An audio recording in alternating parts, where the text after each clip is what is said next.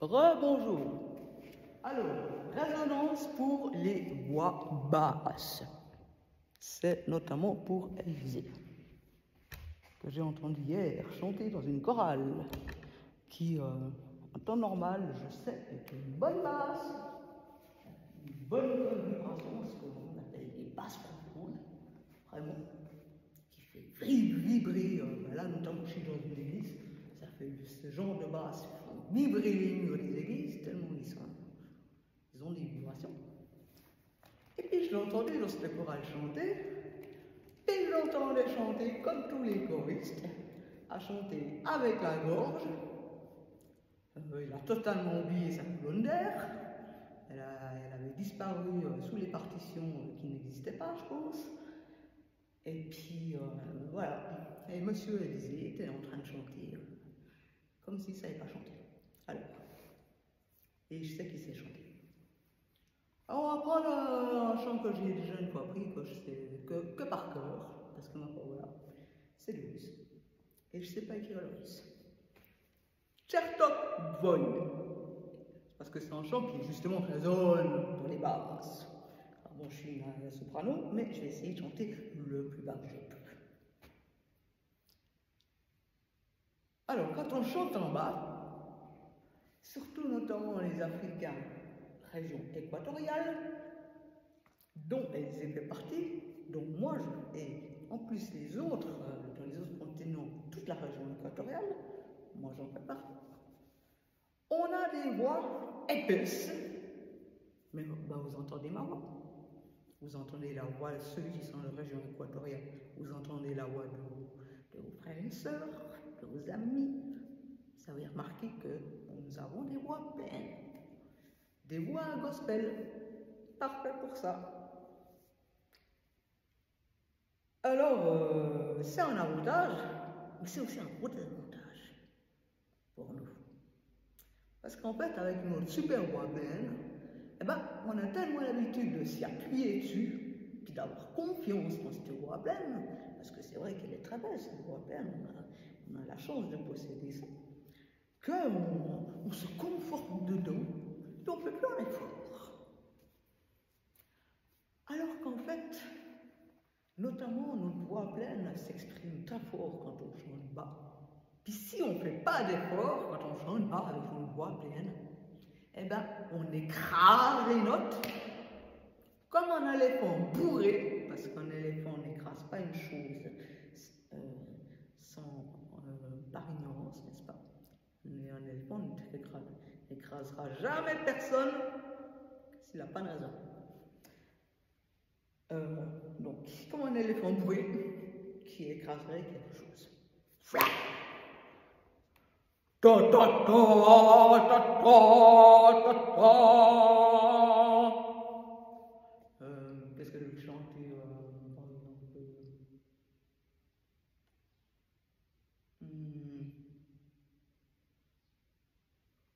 Una portiva lacrima del mio forza i miei sospiri fondere, excusez-moi les paroles, la la la la la la la sa ispandere espita la la canta la la la la la la la sentir mamma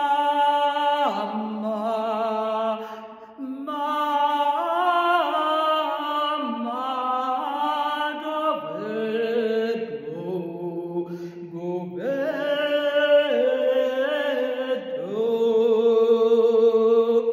voilà, là j'ai utilisé ma voix gospel sans effort. Donc oui, c'est joli. Et c'est plein de voix comme ça, comme un éléphant qui écrase toutes les notes les unes après les autres, avec zéro nuance, zéro résonance. Ça ne résonnait pas là. Pourtant, je suis dans une salle où tout est effectivement, c'est du béton, cette bruit. Et ça résonne super bien. C'est super bien conçu. Mais quand je chante comme ça ne résonne pas. I palpiti sentir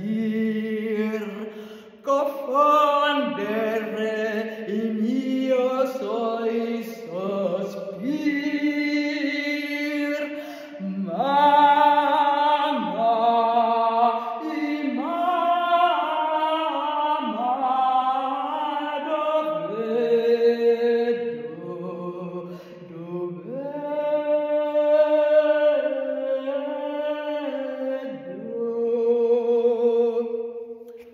quand on chante en bas, plus on est proche de l'équateur, plus on doit penser qu'en fait on chante comme si on avait la note qui était suspendue depuis le plafond.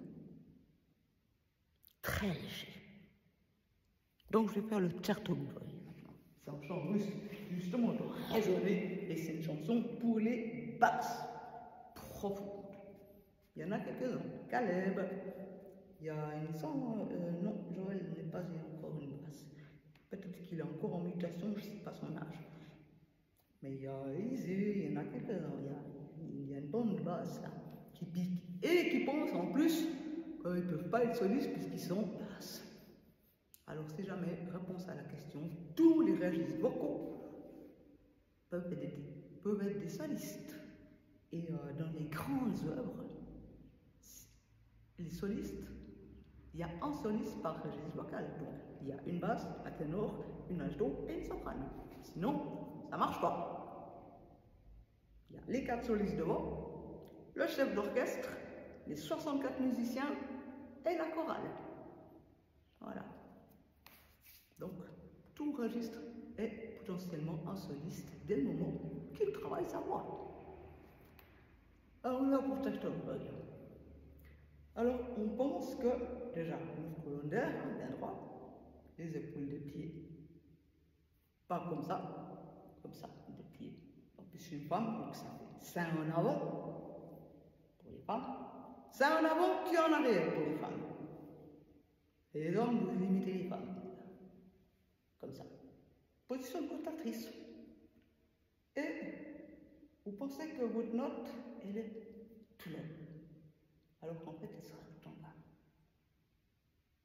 Je vous le fais écouter une fois.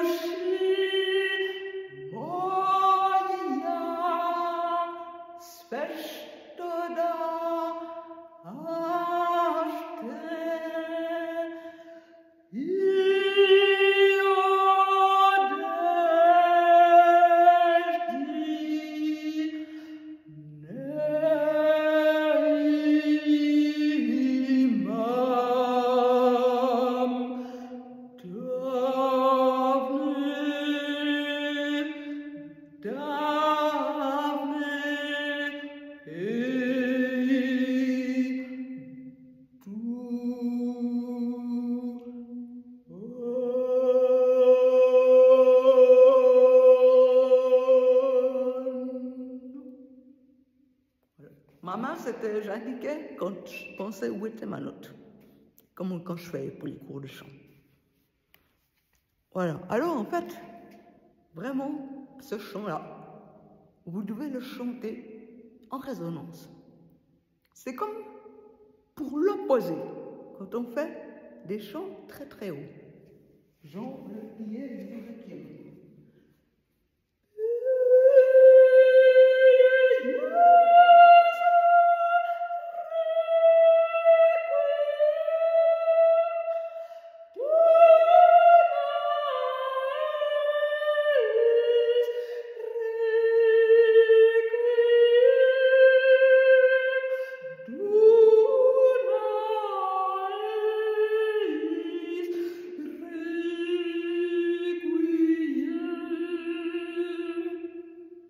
Je dois autant vibrer là-haut que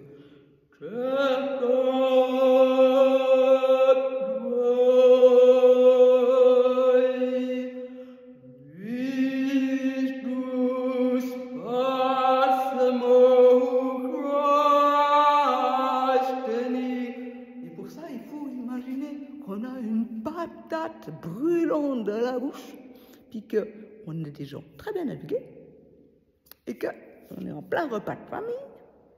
Nous n'osons pas recracher la patate dans l'assiette. Donc la seule manière de supporter la chaleur de la patate, c'est d'ouvrir l'espace à l'intérieur de la bouche, puis d'inspirer, si jamais, c'est la technique, hein, quand on a quelque chose de trop chaud dans la bouche. On inspire, du coup ça donne de l'air froid, et c'est supportable, c'est supportable. Et du coup là, tout ça s'ouvre. Et c'est ça qu'on utilise, c'est toute cette ouverture ici pour les basses. On ouvre énormément le cou quand on chante bas. Et après, du coup, ça résonne à la tête, comme quand on chante haut. Voilà, il ne faut jamais oublier sa colonne d'air. Hier, quand j'entendais Élisée qui chantait au milieu de ses basses, alors effectivement, vu que c'est un bon chanteur à la basse, c'était peut-être même l'une des meilleures basses du groupe. C'est fort possible. Mais il était à 50% de ses capacités.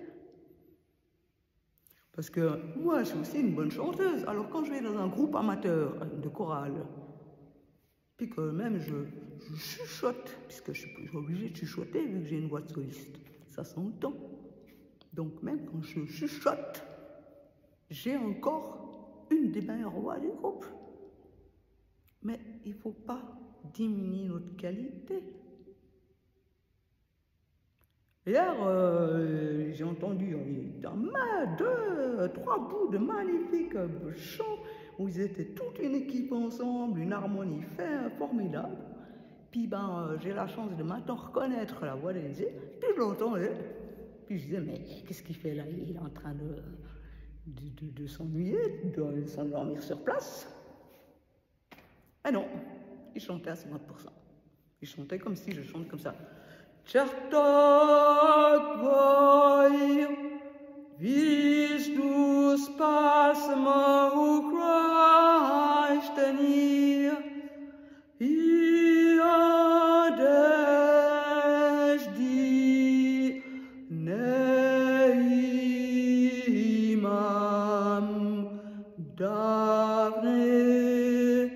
Davne heidu fon. Alors c'est vrai que dans une chorale amateur, on passe encore pour de bons chanteurs. Mais là, comme ça, dans la position où j'étais à 25% de mes 40% de mes capacités. Certo is tu spasmo u Christ tenir, certo vis tu spasmo u Christ tenir. Vous entendez la différence? C'est tout le travail d'interprétation pour le chant. Et maintenant, je vais profiter de faire quelque chose pour que ce soit autant Élisée que les autres, qui sont des chanteurs, et je sais, ils sont régulièrement aussi des pianistes.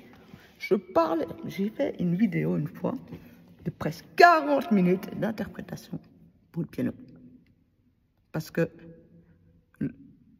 l'interprétation en musique, c'est 60% de notre travail. Une fois que j'ai appris, par exemple, non, je vais faire plus justement, sans rythmique. Une fois que j'ai appris à poser les notes de ça,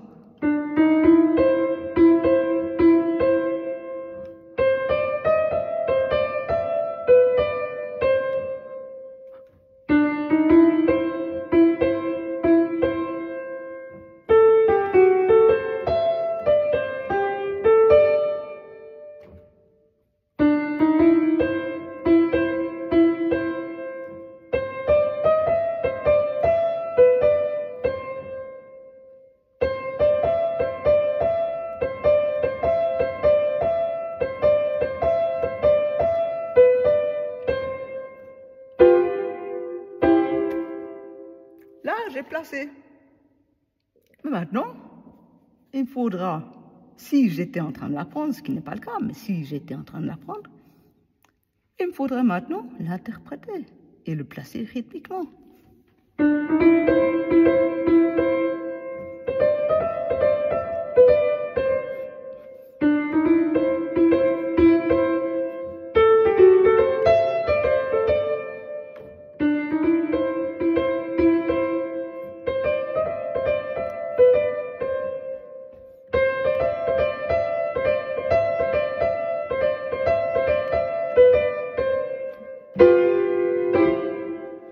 Vous entendez? C'est très différent d'eux.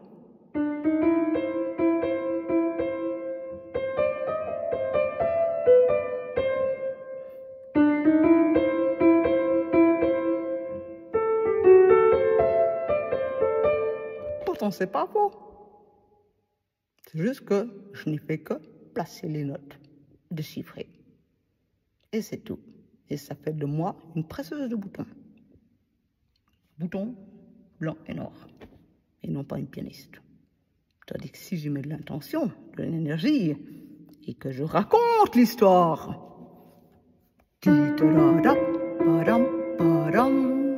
Qu'est-ce qui se passe après? Il se passe ça.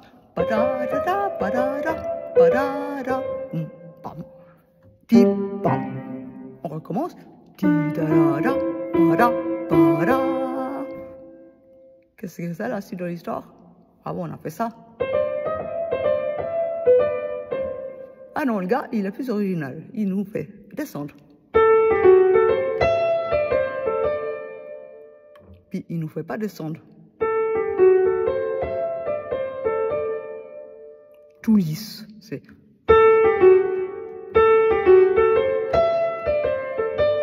en ternaire. Troisième fois, on répète le thème, simplement. Avec la réponse du début.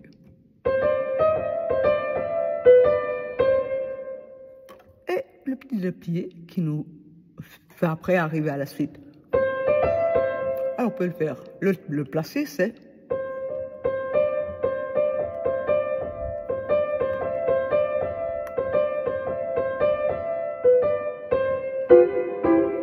Voilà, là j'ai placé.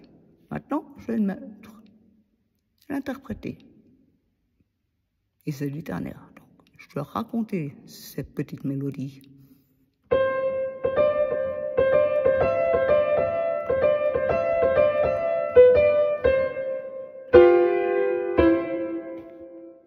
Voilà. C'est la même chose que pour le chant. Si je fais... Ave Maria,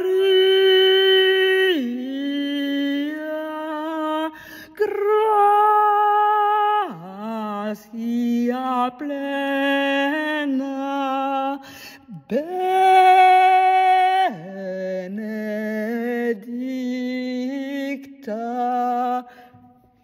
Là, je raconte l'histoire. Sainte Marie, Mère de Dieu, choisis bien-aimé du Seigneur, béni du Seigneur, et le fruit de tes entrailles est béni. Ah, voilà, c'est tout le Ave Maria. Je raconte cette histoire. Si je fais Ave Maria, gratia plena, Maria, gratia plena, Maria, gratia plena. Oh, la la la la la, moribus peccatoribus. Bah là, j'ai rien fait, j'ai juste... c'est comme si j'étais en train de penser dans ma tête. Puis que j'avais des petites bulles comme des petites bandes dessinées où on voit le texte qui défile. J'ai rien dit. C'est en tout cas pas celui de Marie. Chose que normalement je suis censée dire puisque je dis Ave Maria.